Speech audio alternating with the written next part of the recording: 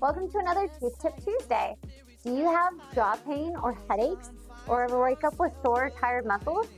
This can be symptoms of TMJ issues or of airway and breathing issues. So we can clench and grind our teeth sometimes because we're not able to breathe well, or sometimes because we actually have damage in our jaw joint.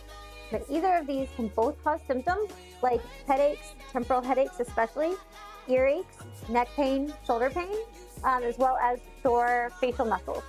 So if you're having any of these symptoms, give us a call. We might be able to help.